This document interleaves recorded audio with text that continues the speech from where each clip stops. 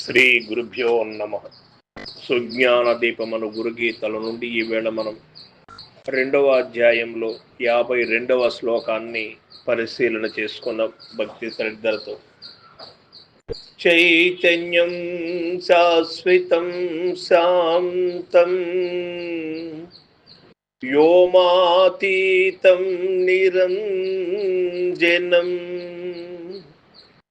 నాథబిందు కళాతీతం తస్మై శ్రీ గురవే నమః.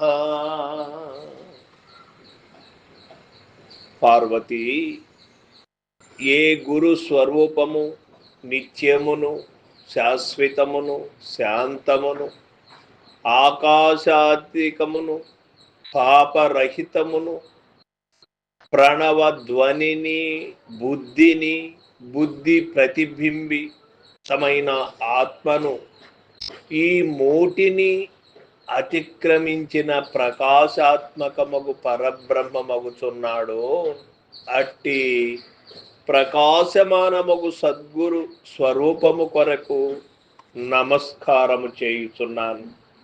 అటువంటి సద్గురు స్వరూపాన్ని ధ్యానము చేయుచున్నాను అని పార్వతీ మాతకి ఆ యొక్క పరమేశ్వరుడు చెప్పినటువంటి సత్యం ఇది. ఎవరైతే ఈ యొక్క చైతన్య స్వరూపమైనటువంటి సూత్రాత్మను మించి ఆ యొక్క గురు స్వరూపాన్ని ఎరిగి ఉంటాడో అటువంటి వాడే శ్రేష్ఠుడు. ఆ శ్రేష్ఠత్వాన్ని పొందాలి అంటే గురువు యొక్క కరుణ కావాలి.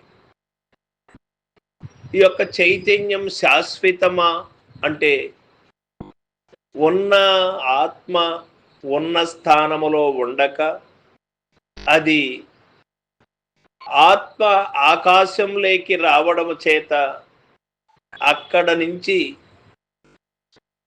స్థాన భ్రమణం జరుగుతూ వస్తుంది.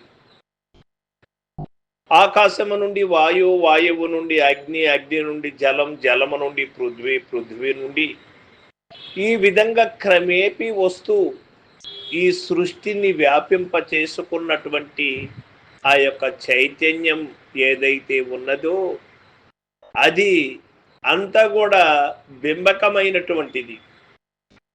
వాస్తవమైనటువంటి ఆత్మస్థానములో ఉండకపోవడం వలన ఇంత నటనాత్మకమైనటువంటి ప్రపంచం ఏర్పడినది.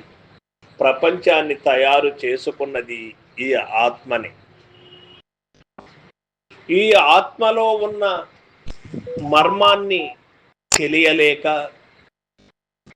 ఈ ఆత్మనే అన్నిటికీ కారణమై ఉన్నదనే విషయాన్ని తెలియలేక ప్రతి ఒక్కరు కూడా దీనికంటే మించినది ఇంకోటి ఉన్నదని ఎత్తుకులాట మొదలుపెట్టారు. ఆ ఎత్తుకులాటలో ఏమీ కూడా కనపడదు. నాదము, బిందు, కళలు ఇవి అన్నీ కూడా మీరినటువంటిదే గురు శక్తి, గురు దైవం. దాన్ని తెలుసుకున్నవాడే ఆ యొక్క పరిపూర్ణ పరబ్రహ్మమని తెలుసుకోగలుగుతాడు. కానీ తక్కిన వాడు ఎన్నటికీ కూడా తెలుసుకోలేడు అని ఇక్కడ మనకు తెలియబడుతూ ఉన్నది. సర్వం సద్గురు పాదార్పణమస్తు. జై గురుదేవ.